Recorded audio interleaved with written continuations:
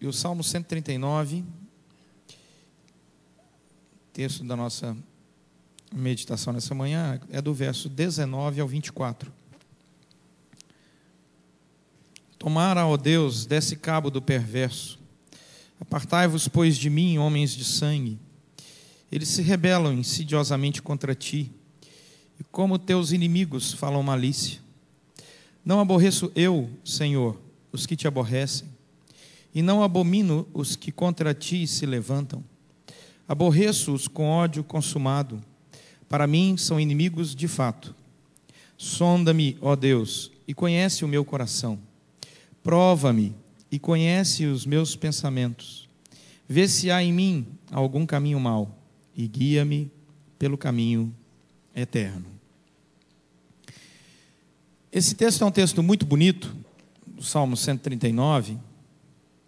Como bela é a revelação de Deus em toda a palavra dele. E aqui Davi fala da sua experiência, da sua espiritualidade, da sua caminhada com Deus. E ele, vocês se lembram, caminhou conosco até o verso 18, falando da majestade de Deus, da beleza e do cuidado de Deus, do Deus que nos guarda, do Deus que nos protege, do Deus que nos sonda, nos conhece, nos ensina. E você vai sendo conduzido assim para águas tranquilas, né, pelo pastor que é Cristo. Mas antes de encerrar o Salmo 139, Davi traz à nossa lembrança a miséria do mundo. E é exatamente sobre isso que diz o versículo 19 até o versículo 24. Ele fala que nós vamos enfrentar inimigos. Ele diz que isso é comum. Ele não quer terminar o Salmo de uma maneira apenas poética, lúdica, como se o mundo fosse um passeio de Alice no País das Maravilhas. Ele diz, não, nós vamos enfrentar problemas. Mas eu quero, em primeiro lugar, pontuar quem é o inimigo aí, verso 19. O inimigo é o perverso. Olha o que diz o verso 19. Perverso. O perverso é uma pessoa sem Cristo. Porque existem várias batalhas que nós enfrentamos na vida.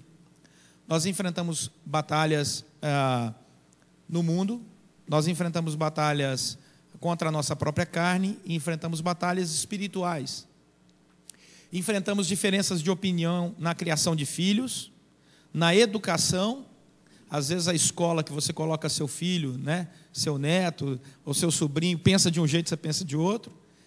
Mas essas batalhas não são contra um perverso. Aqui é contra um perverso, alguém que não tem Cristo no seu coração. Então é importante a gente pontuar isso, porque eu já vi muitos equívocos teológicos sendo cometidos, principalmente em cânticos de igrejas, em que os inimigos do Antigo Testamento, né, são transportados para o dia de hoje como pessoas que discordam das opiniões de um cristão. Isso não é verdade. O perverso aqui é uma pessoa que não tem Cristo. E isso é importante a gente pontuar, porque o Salmo 139 tem um contexto. E o perverso daquela época era uma pessoa que era um homem de sangue. Olha o que diz o verso 19. E homem de sangue, do verso 19, que é um homem de sangue, é dentro de um contexto de guerra. O homem de sangue era uma pessoa que tinha uma espada na mão e se alegrava em enfiar a espada numa pessoa e ver o sangue dela escorrendo na sua mão. Essa é a ideia. E aí você fica impressionado com a maldade do ser humano naquela época. Porque nós sabemos que isso não acontece hoje em dia. Daqui a pouco nós vamos chegar lá. Então, o homem de sangue é esse. Então, quem é o perverso? No contexto do Salmo 139, é um homem de sangue. Um homem de guerras, mortes e violências, que matava crianças, que matavam mulheres grávidas, que matavam pessoas inocentes. Versículo 20. O perverso aqui, no contexto do Salmo 139, é um rebelde contra Deus. Diz o versículo 20. Ele é contra a vontade de Deus. O rebelde a Deus, do versículo 20, ele se rebela insidiosamente contra Deus. Contra ti. Está vendo o versículo 20? Não é contra o homem chamado Davi, mas é contra Deus. O rebelde é um rebelde em relação a Deus. Então, tudo que Deus orienta, ele vai contra. Se é a lei de Deus, ele vai contra. Se é para obedecer a Deus, ele vai contra. Então, esse é o rebelde contra Deus. Versículo 20 vai dizer que o perverso também é o inimigo de Deus. Diz o versículo 20: e como teus inimigos falam malícia. Lá em 1 Samuel capítulo 17, verso 45, conta a história de Davi vencendo um gigante chamado Golias. E lá em 1 Samuel capítulo 17, versículo 45, Davi, o jovenzinho, ele vai para cima de Golias, e a grande indignação de Davi é porque Golias tinha falado mal, não contra Davi, mas contra Deus. E Davi fala assim: eu vou acabar com você, porque você falou contra Deus, você é o inimigo de Deus.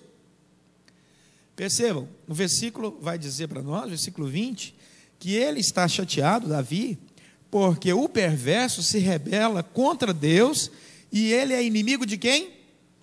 De Deus. Perceba que ele não é inimigo de Davi, ele é inimigo de Deus. E qual é a característica do inimigo de Deus? Ele fala com malícia, final do versículo 20.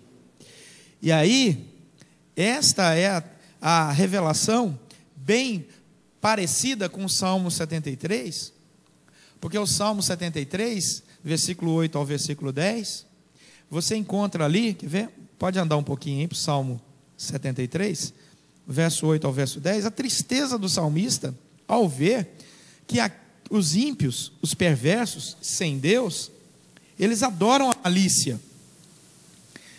Diz aí o Salmo 73, verso 8 a 10, que os ímpios, eles motejam e falam, Salmo 73, 8, motejam, ou seja, fazem motim, se reúnem e falam maliciosamente, e da opressão falam com altivez. Contra os céus eles desandam a boca, e a sua língua percorre toda a terra, ou seja, ninguém escapa dos seus comentários. Por isso o seu povo se volta para eles e os tem por fonte de que bebe a largos sorvos. Ou seja, o mundo os admira.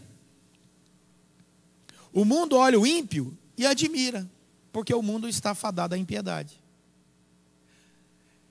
Aí, nós percebemos, volta lá para o Salmo 139, que se esse é o contexto do Salmo 139, a pergunta é: quem são os inimigos de Deus hoje, no século 21? Essa é a pergunta que nós precisamos responder. Filipenses capítulo 3, verso 18, nos ajuda. Filipenses 3, 18, lá no Novo Testamento, vai dizer o seguinte: muitos andam entre nós, dos quais repetidas vezes eu vos dizia, agora vos digo, até chorando, que são inimigos da cruz de Cristo. Paulo vai dizer que o perverso de hoje se caracteriza por ser inimigo da cruz de Cristo. Aí você começa a perceber que aqueles pontos levantados por Davi no Salmo 139, a partir do verso 19, valem para hoje. E a pergunta que precisamos responder então é: já entendemos quem eram os inimigos de Deus, o perverso, no contexto de Davi. Agora, quem são os perversos de hoje e por que é importante identificá-los? O perverso de hoje continua sendo um homem de sangue, Salmo 139, verso 19. A violência urbana hoje continua matando os inocentes. A violência urbana no Brasil mata mais do que a guerra do Oriente Médio. Os números da violência urbana no Brasil hoje matam mais do que as guerras no Oriente Médio. Quem são os homens de sangue hoje? Quem são os perversos hoje? São os que patrocinam a violência urbana. São os que vivem da violência urbana. Não apenas o que pega a arma mas o que a financia. Ele é corresponsável. Quando você incentiva, por exemplo, o uso de drogas, você incentiva a violência urbana. Então, nós temos os homens de sangue com armas na mão e com cigarro de maconha na outra. Porque essa é a realidade do nosso Brasil. O inimigo do século 21, o perverso, diz o Salmo 139, é um rebelde a Deus. Então o inimigo de sangue não existia só lá no Antigo Testamento, ele existe hoje. E o rebelde a Deus não existia só no Antigo Testamento, mas existe hoje também. Porque o rebelde a Deus, ele vive para desafiar e tentar anular a lei de Deus. O rebelde a Deus do século 21, ele quer tentar provar com todas as forças que o que está revelado na palavra de Deus não é palavra de Deus, é palavra de homens. Que isso aqui é uma filosofia comum como qualquer outra.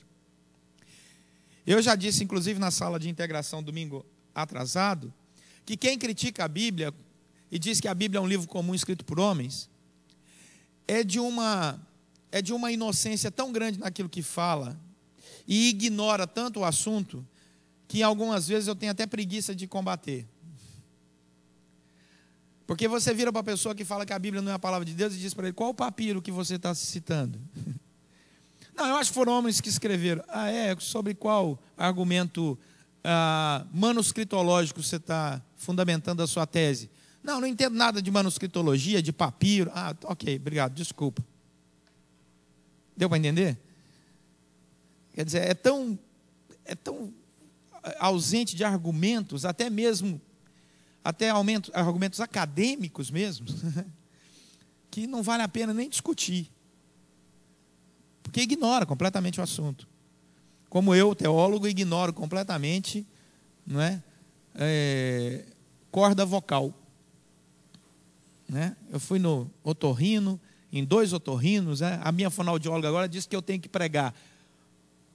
Como é que é? Pausadamente, falar baixo, respirar entre uma e outra frase. Você já pensou? O sermão vai durar 3 horas. Não é? E você que nos visita entra, vê o pastor de toga falando pausadamente. Vai pensar, igreja católica? Né? Então, o rebelde contra Deus, ele vai contra a lei de Deus, ele diz, não aceito, não quero, não aceito. Por quê? Porque eu não quero. Não aceito. O rebelde é assim, ele não tem argumentos, é porque não quer. Ele não pensa, ele não trabalha os seus argumentos, ele simplesmente tem no coração uma rebeldia inerente à vontade e palavra de Deus. A isso chamamos pecado original. O inimigo de Deus, que é o terceiro aqui do Salmo 139, é aquele que quer apagar Deus de toda a história. Nós não temos ateus apenas, nós temos pessoas anticristãs, é diferente. Recentemente, uma grande universidade no Brasil cancelou uma palestra com um grande cientista americano, porque descobriu que ele acreditava que o relato da Bíblia é verdadeiro, o relato da criação. Isso está correndo pelos e-mails aí, e é verdade. Diz, não, nós não queremos, esse cara é uma autoridade na área científica, mas nós não aceitamos, cancelar o convite dele, porque ele diz que a Bíblia é verdade na criação. Aí pronto, aqui na nossa universidade é acadêmica, mas só a academia, a gente quer que as pessoas acreditem. Não aceitamos nenhum cientista que pense diferente. Isso é que é liberdade de pensamento, né? Da academia. 4º lugar, o rebelde do século 21 continua sendo homem de sangue, rebelde a Deus, inimigo de Deus, e que fala maliciosamente. E falar maliciosamente não é só falar a malícia no sentido da perversão sexual, não. Falar maliciosamente aqui significa construir um argumento aonde o prazer reina e destrói toda a lógica do amor com compromisso. Essa é a ideia do maliciosamente aqui. É uma pessoa que quer construir os argumentos contra o reino de Deus, contra a palavra de Deus, contra o projeto de Deus, e vai usando toda uma lógica a esse favor. Mas aí, nós aprendemos uma coisa muito importante. que Davi nos faz um convite. E esse convite é para enfrentarmos os inimigos da maneira correta, como a Bíblia diz que devemos fazer. Sabe por quê? Porque o objetivo principal do perverso é tirar do coração do cristão a alegria, é tirar do coração do cristão a ternura, o choro, a festa. Esse é o objetivo. Eu me lembro, nós enfrentamos um processo há muitos anos atrás, uma discussão grande, um processo teológico de grande discussão, na cidade onde as pessoas são mais felizes no Brasil, segundo o Globo Repórter, né, reverendo Alexandre? É Anápolis, é verdade. É só porque o Globo Repórter disse. A dúvida é por que depois que o Alexandre e eu saímos, a cidade ficou mais feliz. Essa é a dúvida que nós ainda não entendemos, né? Mas, reverendo Alexandre e eu fazemos parte de um grande concílio na época, e eu me lembro que estávamos numa discussão muito dura, e um colega nosso, reverendo amigo, entrou no carro, eu dei carona a ele, e ele disse uma coisa muito interessante no carro, que ficou gravado no meu coração. Ele disse assim: sabe, Leonardo, essas discussões teológicas aí, elas tocam tanto o meu coração que eu oro para que Deus não me deixe perder a ternura. E eu fiquei pensando sobre isso, e até hoje isso fala no meu coração. Perder a ternura. O que o perverso quer fazer com o povo de Deus? Quer nos tirar a ternura. O século 21, os noticiários da televisão, dos rádios, dos jornais, querem tirar do nosso coração a ternura.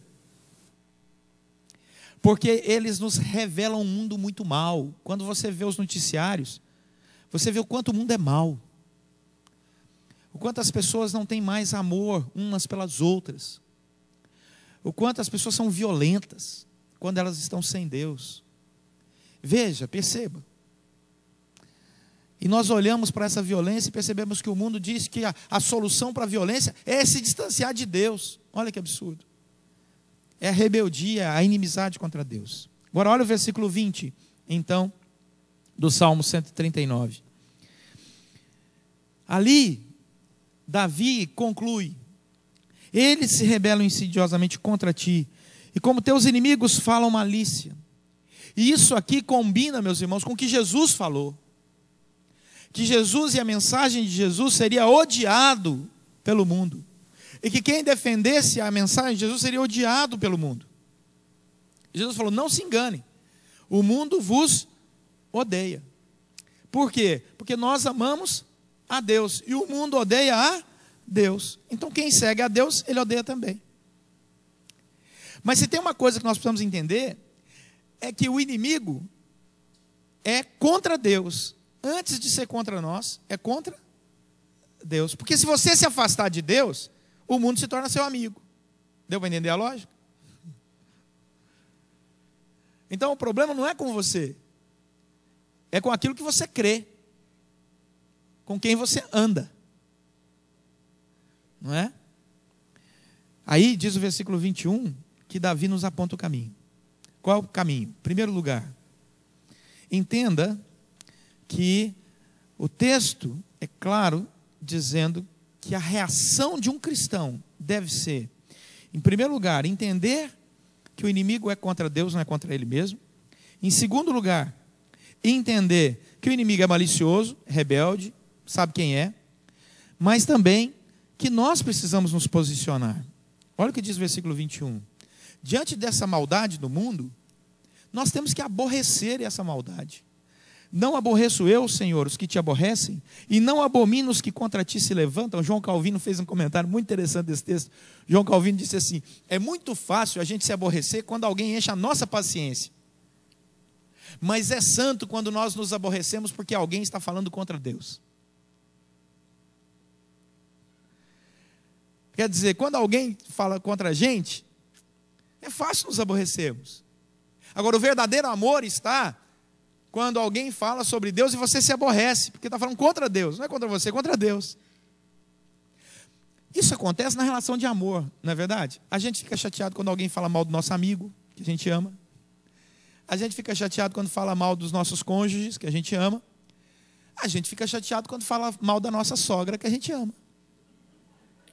Por que é desse sorriso, hein, meus irmãos? Vocês estão duvidando, né? Não é? Ou do cunhado. Não é? Então, nós percebemos que essa relação de Davi é um convite. Ame a Deus de tal forma que quando Deus for atacado, você fique triste. Não dê de ombros, dizendo, isso é com Deus, não é comigo. Não, eu aborreço quando falam mal contra o meu Deus, quando se rebelam contra Ele, quando falam contra o reino dEle. E o versículo 21 vai dizer que não existe esse conforto. Davi está aborrecido e ele recusa a companhia daqueles que são perversos, porque eles não amam a Deus. 2 Coríntios capítulo 6, versículo 14 em diante, Paulo vai dizer, não pode haver comunhão entre crente e incrédulo, entre o crente e o perverso, porque quando você constrói um projeto assim, você enfrenta muitos conflitos e até mesmo desagrada a Deus. Só para tranquilizar, é diferente se você é casado ou casada com alguém que ainda não crê no Senhor. Porque aí, 1 Coríntios capítulo 7 vai dizer que você santifica o marido ou a esposa que ainda não é crente, porque a relação ali é de amor e não de perversidade. Só uma nota de rodapé que é importante. Aí Davi nos ensina que existe uma santa indignação. Ele diz, sonda-me, ó Deus, porque o Senhor me conhece, conhece o meu coração, prova, conhece os meus pensamentos, vê se há em mim algum caminho mau e me guia, porque no meu coração, versículo 22, eu aborreço os seus inimigos com ódio, e com ódio que é consumado, porque para mim eles são inimigos de fato. O Gary Chapman escreveu um livro chamado Ira. E o Gary Chapman faz uma diferença entre a ira válida e a ira distorcida, na página 66 do livro. E ele diz o seguinte, que é possível você se irar e não pecar. A Bíblia diz isso. Irai-vos e não pequeis. Não se põe o sol sobre a sua ira. Por quê? Quando é que a ira não é pecado? Quando o sol, ao se pôr, a sua ira já está consumada. Aí você coloca com o Salmo 139 e entende. Então, aquilo é uma indignação passageira, resolvida. Ela existe, mas ela não é ferida latente. Ela já está resolvida. Então, a ira é válida, segundo Gary Chapman, quando ela é por qualquer tipo de mal verdadeiro, de injustiça, daquilo que é contrário à lei de Deus. Mas diz o Gary Chapman que a ira é distorcida quando ela é contra uma sensação de injustiça, que percebe algo que é totalmente impreciso, quando nenhum mal foi cometido. Aí ele diz, essa ira é distorcida. Existe algum mal? Foi cometido algum mal? Não. Mas eu acho que... Aí a ira é distorcida. Entenderam? Ele diz que a origem da ira válida, Gary Chapman, é a violação de leis ou códigos morais, bíblicos, claros. Essa ira é válida. Adultério, assassinato, né? Levantar falso testemunho, ir contra Deus. Eu falo, isso é uma ira válida. Agora, ele diz, a ira é distorcida quando ela é contra objetos inanimados.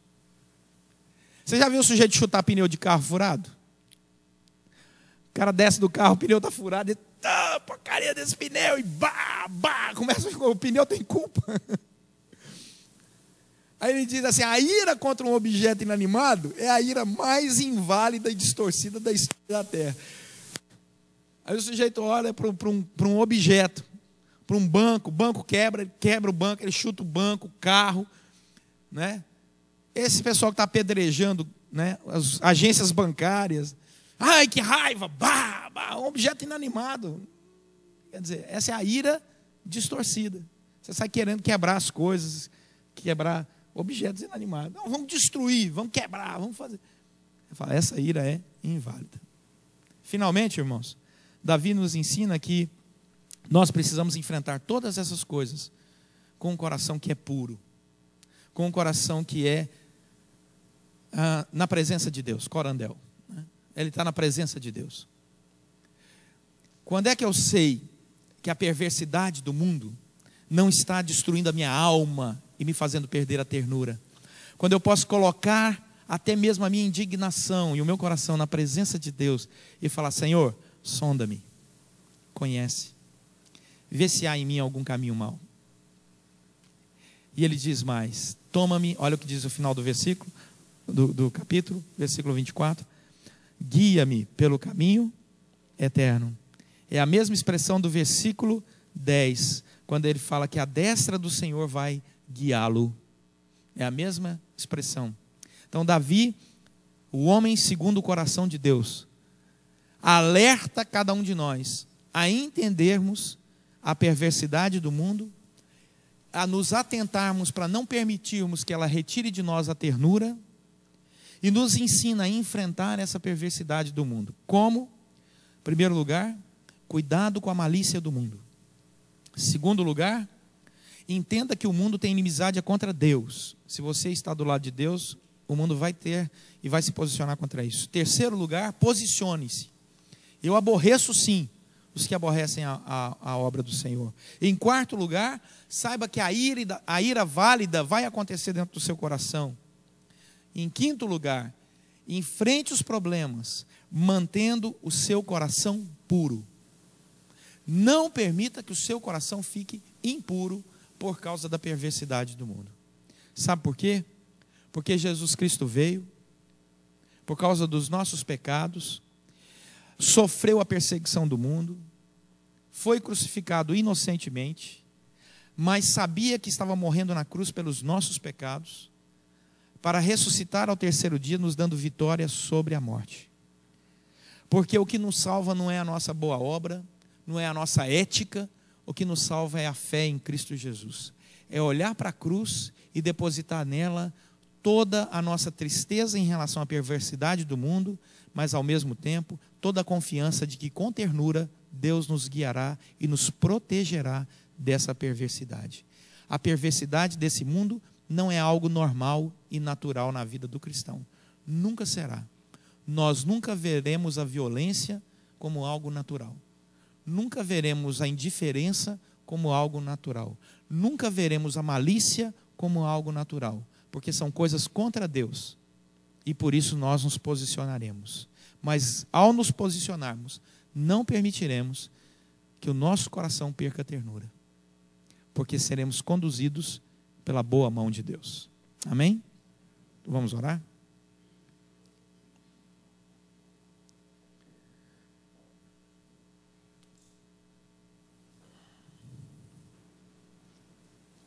Senhor, nosso Deus e Pai,